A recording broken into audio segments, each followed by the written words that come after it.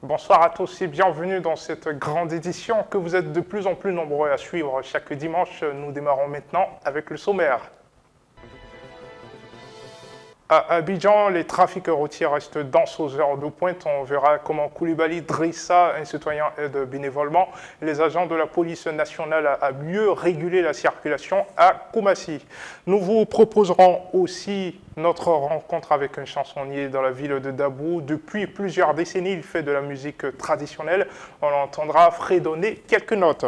Cette semaine, nous avons également préparé pour vous les temps forts d'un mariage civil. Voilà pour l'essentiel de nos titres.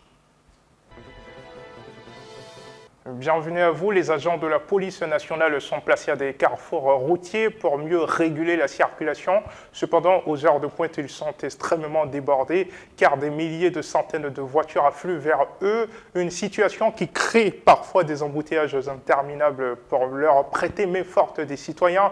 Comme Koulibaly Drissa se sont bénévolement fait régulateur de trafic routier à Koumassi. Voyons cela dans ce reportage. Les embouteillages, de même que l'incivisme routier en Côte d'Ivoire, sont choses courantes, surtout à Abidjan, aux heures de pointe plus précisément. Heureusement, certains se proposent d'apporter leur contribution à la régulation de la circulation de façon bénévole. C'est le cas de M. Koulibaly Drissa à Koumassi. Je prends les forêts de portable, elle est portable. Et le soir, je viens ici. À partir de 17h, je viens ici. Voilà. Et si je suis fatigué, je m'avais à la maison. Ça, c'était chaque matin ici dans mon magasin. Mais il y en a, bon, c'est vrai, c'est pas facile. Il y en a qui me traitent même matin à mer. Et ça, c'est ce que je fais dans ma vie. Voilà. Il y a d'autres qui comprennent, il y a d'autres qui ne comprennent pas. Mais c'est quelqu'un qui va pas avoir 100 francs. Il y en a qui comprennent, il y en a qui refusent de garer. Donc, c'est pas grave. Je tape net, je ne passe pas. Voilà. Mais c'est qu'il y a une voie publique. Pas tout le monde qui peut comprendre. Donc, c'est la mesure. Il y en a un jour, il y a un cas, comme ça, il m'a forcé. Après, il a dit que non, j'ai raison. Comme Drissa, chaque jour, de nombreux citoyens ivoiriens se mettent de façon volontaire au service de la régulation de la circulation. Un geste à saluer. Kra Alexis fait de la musique traditionnelle. Il fredonne généralement les notes dans sa langue maternelle, le baoulé. À Dabou, nous l'avons exceptionnellement rencontré en compagnie de sa guitare qu'il ne quitte jamais. Depuis combien de temps ce cinquantenaire fait-il de la musique? Combien d'albums a-t-il à son actif? Élément de réponse dans ce reportage de Jean-François Benguier et Laïla Nassar. Si des chanteurs comme Amani Johnny ou encore Nguès Bonsens vous font frissonner, à coup sûr, Kra Alexis vous fera le même effet. Artiste évoluant dans la musique traditionnelle, il se sert d'instruments très prisés, tels que le grelot ou l'aoko, pour faire ressortir des notes mélodieuses que nous avons eu le plaisir d'écouter.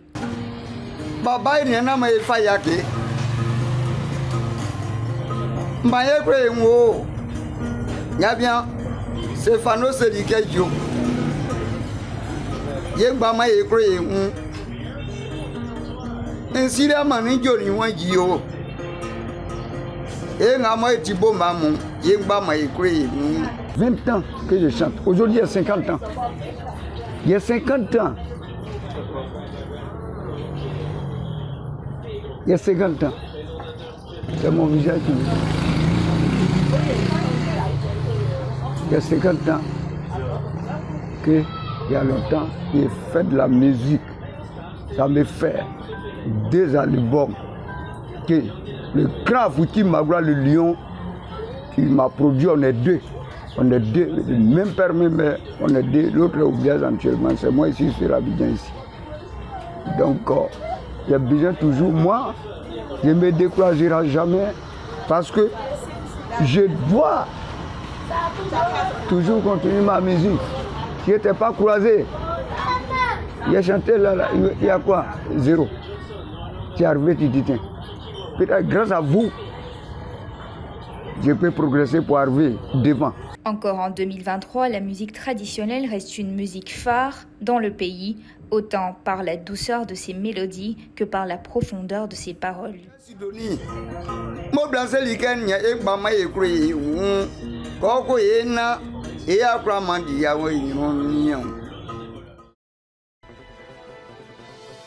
Oui, une nouvelle invitée est à l'honneur cette semaine dans votre émission Sawa. Elle s'appelle Mroué Zeinab, a seulement 19 ans. Elle est à la tête d'une ONG dénommée Les Orphelins de l'imam Ali. Elle nous en dit plus dans cet élément. Avec toi, on va plutôt parler de la fondation que tu as créée pour les orphelins. Et tu as appelé la fondation Les Orphelins de l'imam Ali. Oui. Donc je suis très curieuse de savoir pourquoi cette appellation. Bon, déjà, pourquoi Orphanage of Imam Ali? Parce que Imam Ali, il était connu comme le père des orphelins. Pourquoi? Parce que à chaque fois que Imam Ali il observait un orphelin, il n'hésitait pas à l'aider. Il le prenait comme son propre enfant. Il le nourrissait, il l'amenait dans sa maison, le nourrissait lui-même, prenait soin de lui. Même quand il voyait un orphelin pleurer, il faisait tout pour le rendre heureux. C'était sa priorité. Il faisait tout, comment dire? Pour les aider. Voilà, il les accueillait dans sa maison, tout. Il y a même un récit qui raconte dans les détails qu'est-ce qu'il faisait. Tout le monde le reconnaissait pour ça. Et même pendant son agonie, lorsqu'il allait mourir, il a dit à ses deux fils, Hassan, Hussein, n'oubliez pas les orphelins.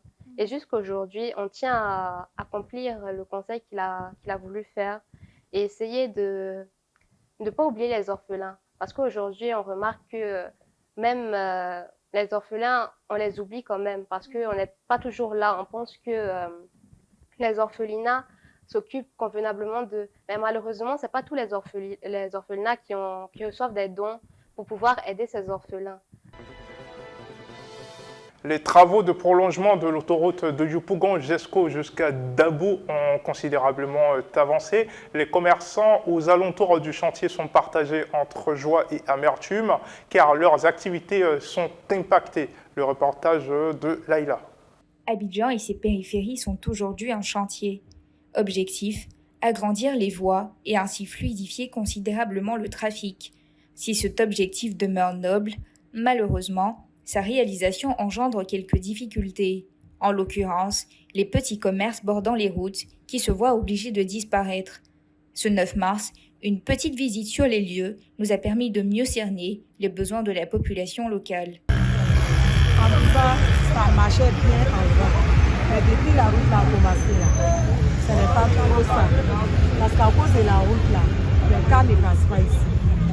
Les gars font grand tour sur l'autoroute. C'est qu'en tout cas, ça ne nous arrange pas. On prie Dieu que la route la puisse finir vite, quoi. En tout cas, c'est notre souhait. Sinon, elle est là, ça va même. Ici, c'est Carrefour Javi. Donc, concernant la route, vraiment, on vous encourage beaucoup. On encourage ceux qui sont en train de faire la route. Voilà. Ici, il y a beaucoup de choses qui améliorent, mais simplement que la voiture, les voitures qui venaient beaucoup, n'arrivent pas à passer facilement. Voilà, il y a l'embouteillage qui nous fatigue. Prioriser les petits commerçants en bord de route ou fluidifier la circulation, tel est le dilemme auquel est soumis l'État. Il y avait encore de l'amour dans les airs cette semaine. Nous étions à Yopougon au mariage du couple Touré qui s'est dit oui dans l'une des ambiances les plus chaleureuses qui soit. Avec leurs amis, proches et familles, ils ont partagé un moment inoubliable. Regardez. Oui.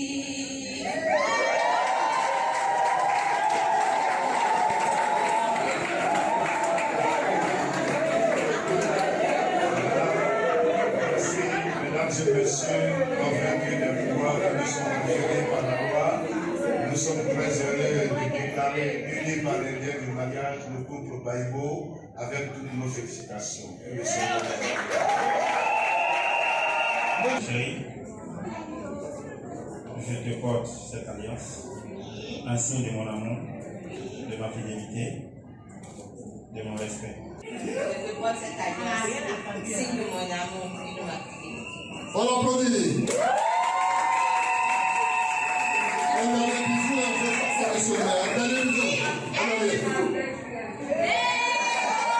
Un déjeuner à Nyongon, terminus 27. Ils n'auront quelques minutes pour se vêtir de leur magnifique tenue traditionnelle. Je vous laisse apprécier.